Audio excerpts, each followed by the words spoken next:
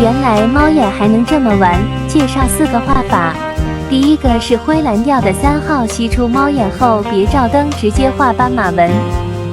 这款单独吸出渐变或者法式效果也很好看。第二个是独特的葡萄紫底色猫眼，我们吸出渐变效果后直接画水波纹。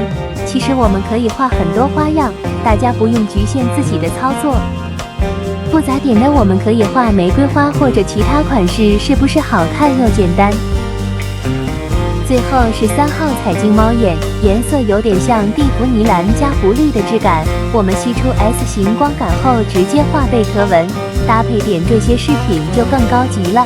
宝，下次我出猫眼教画彩绘款式的教程，你们要看吗？